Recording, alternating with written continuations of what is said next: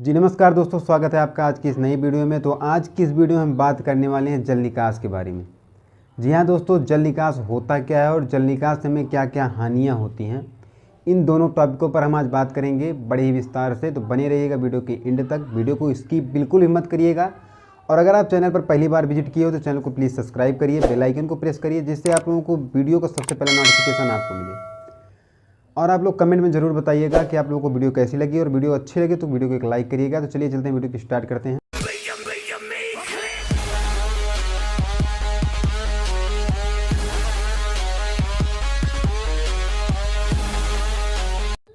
चलिए सबसे पहले हम बात कर लेते हैं जल निकास क्या होता है। देखिए दोस्तों, क्या होता है जल निकास, मृदा में अवांछित जल मतलब आवश्यकता से ज़्यादा जब जल हो जाता है उसी को निकालना ही जल निकास कहलाता है। मृदा में बोए गए फसलों की आवश्यकता से अधिक जब जल हो जाता है तो उसी को निकालना ही जल निकास कहलाता है।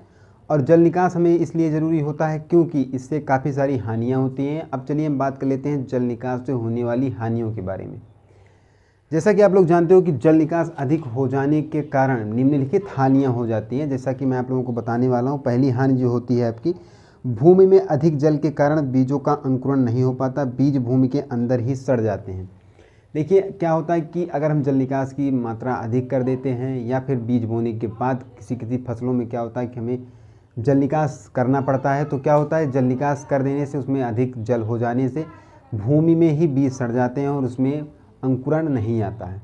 हम दूसरे टॉपिक पर बात कर लेते हैं। भूमि में अधिक समय तक जल भरा रहने पर भूमि में पोषक तत्वों की कमी हो जाती है।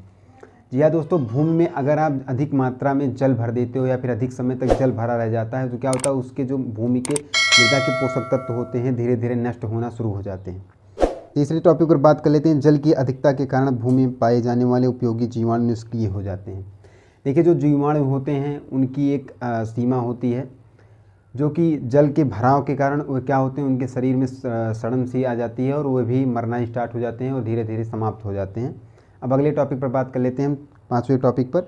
लवणीय भूमि को सुधारने के लिए जल निकास की आवश्यकता पड़ती है। देखिए जो ऊसर या बंजर भूमियाँ होती हैं उनमें यदि हम जल भराव करते हैं या जल को अधिक समय तक भर के रखते हैं तो क्या होता है, वह भूमियाँ भी क्या होती हैं, धीरे धीरे उनके पोषक तत्व उसमें होते हैं वह भी समाप्त हो जाते हैं और वह भूमि क्या होती है, धीरे धीरे बंजर की तरफ और ज़्यादा अग्रसित हो जाती है और भी ज़्यादा बंजर हो जाती है।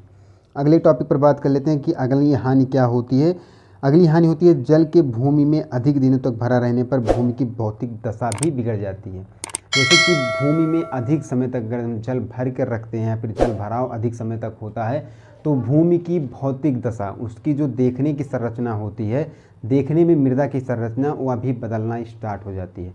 और हम मुख्य पॉइंट पर बात करेंगे, सबसे आखिरी और मुख्य पॉइंट पर बात करने वाले हैं कि मुख्य हानि क्या होती है, उसे आप ध्यान से सुनिएगा। जिस भूमि का जल तल आसपास की भूमि से नीचा होता है उसमें वर्षा जल अधिक समय तक भरा रहता है।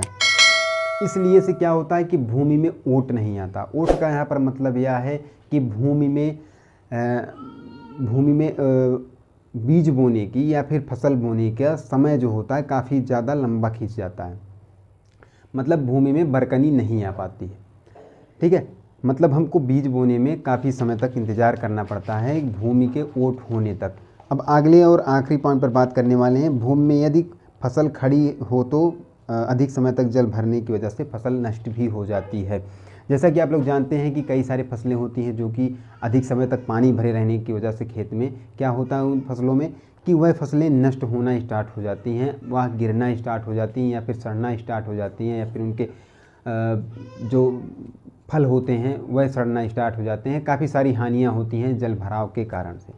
तो मैंने जैसे कि आप लोगों को इस वीडियो में बताया कि जल भराव क्या होता है और जल भराव से हमें क्या क्या हानियाँ होती हैं, हर एक टॉपिक मैंने आपको बताया, अच्छे से समझाया हुआ है। तो आप लोग ऐसी गलती कृपया करके आगे मत करिएगा या फिर जल भराव खेतों में मत करिएगा। तो मिलते हैं आप लोगों को किसी और वीडियो में, तब तक के लिए धन्यवाद। और आप लोग अगर चैनल पर पहली बार विजिट किए हो तो चैनल को सब्सक्राइब करिए, जिससे मिलने वाला वीडियो का सबसे पहला नोटिफिकेशन आपको मिले।